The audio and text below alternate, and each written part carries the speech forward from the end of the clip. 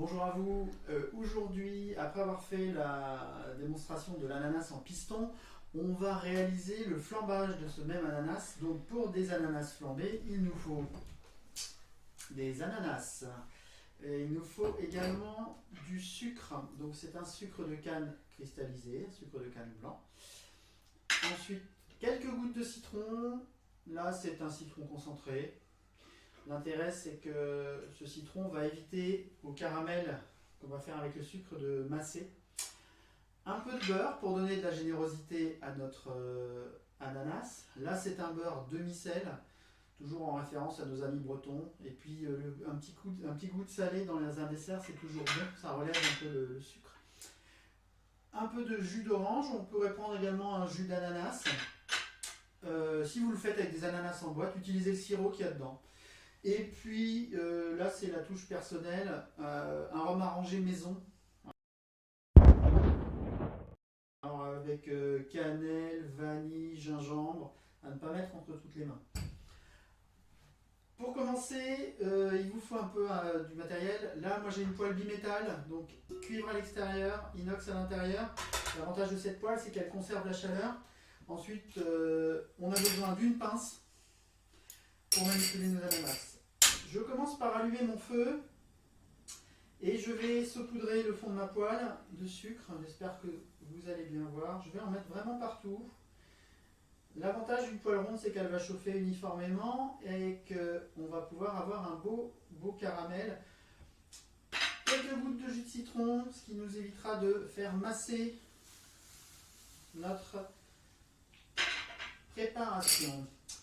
Vous vous saisissez d'une pince. Je vous rappelle, quand vous êtes au guéridon, une pince, ça s'utilise à deux mains. Je ne veux pas avoir une pince dans une seule main, etc. À part pour éventuellement arroser, et si vous avez besoin de tenir la queue de la poêle. Mais sinon, c'est toujours à deux mains. Ok, donc là, on voit que notre... là, on a mis du jus de citron, ça fait quelques bulles. On va attendre que ça caramélise. Et dès l'instant que ça caramélise, je vais rajouter mon beurre, ce qui va me permettre d'éteindre un peu la cuisson du caramel. Et je mettrai directement ensuite mes ananas qui sont ici. La réussite d'un flambage, elle tient justement dans la vérification du feu. Donc là, je démarre assez fort pour obtenir un caramel. Et assez rapidement, je vais venir baisser pour éviter de me faire dépasser par le caramel. Là, je commence à avoir quelques points de caramélisation. Donc je vais prendre le beurre et je vais venir le mettre. Et à l'aide de ma fourchette, je tapisse le fond de ma poêle avec le beurre pour avoir un caramel tout à fait homogène. On va avoir une belle mousse qui se crée. Et dès l'instant que cette mousse est créée, hop, je me saisis de mon premier ananas et je vais le saisir d'un côté. On va laisser cuire ces ananas parce qu'on veut qu'ils aient une belle couleur caramélisée. Voilà. On ne va pas hésiter à les laisser caraméliser d'un côté. Toujours en vérification du feu. Là, je vais vraiment baisser. Et mon jus d'orange est là aussi pour m'aider à maintenir un caramel blond et pas un caramel noir. Donc si je sens que mon caramel va un peu vite et que j'ai baissé mon feu, je peux arroser avec un petit peu de jus. Pour le moment, tout va bien. Donc je vais retourner mes ananas dans le sens où je les ai mis et je les retourne toujours dans une partie où il y a du caramel.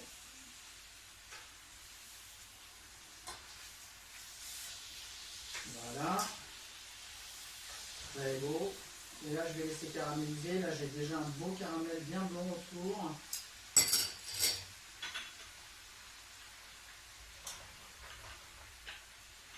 Ça vous donne bien. Alors, on peut réaliser des flambages avec toutes sortes de fruits. Là, c'est l'ananas. On pourrait faire les bananes avec un peu la même technique.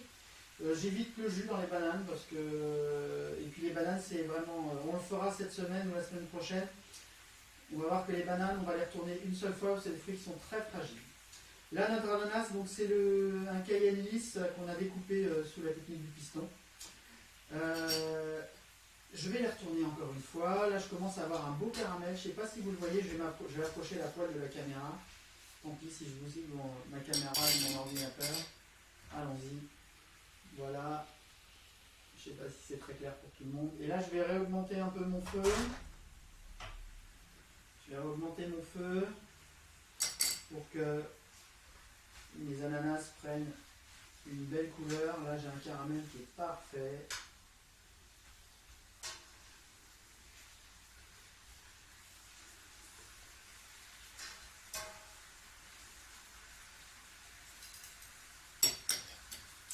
Je vais arroser un petit peu de jus d'orange pour donner de la générosité et pour donner un peu de jus également. Parce que dans ma recette, ce qu'il va falloir, c'est pour mes clients, j'ai du jus. Donc voilà. Là, on est pratiquement à la fin de la recette. Je vais faire ce qu'on appelle dans la technique un point de chauffe, c'est-à-dire que je vais mettre mon feu à fond. Là, j'ai mis mon feu, il est bien à fond, vous le voyez. Et je vais chauffer une partie de ma poêle. De l'autre main, je me saisis de ma bouteille de rhum.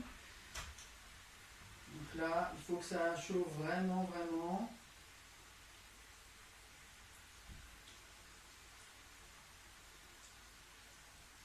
Et le point de chauffe, en fait, c'est un endroit où la poêle va être très chaude, ce qui va permettre au rhum de bien flamber.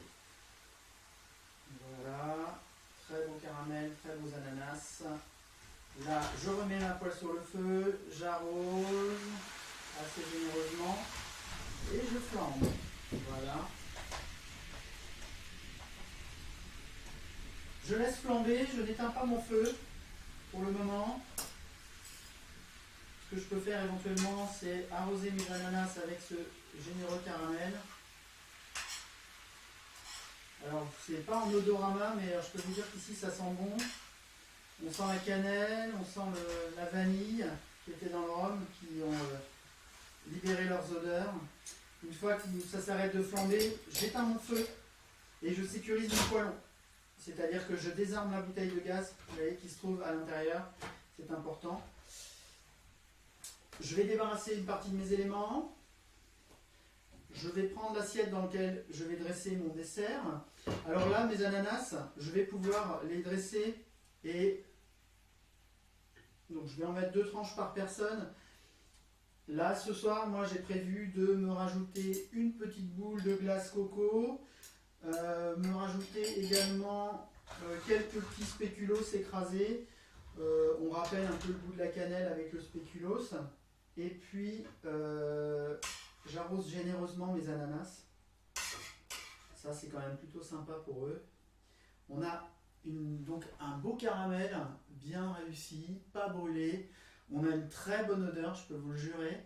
Et donc là, on va venir rajouter une petite boule de noix de coco qui ira très bien. Ça nous fait un petit dessert pina colada.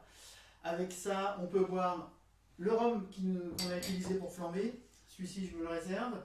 Mais on peut aussi proposer à nos clients un cocktail type pina colada ou un vieux rhum XO de Martinique. Je vais vous souhaiter une très bonne fin de journée et puis on se retrouve très bientôt pour une autre activité. N'oubliez pas de vous abonner à ma chaîne. À bientôt.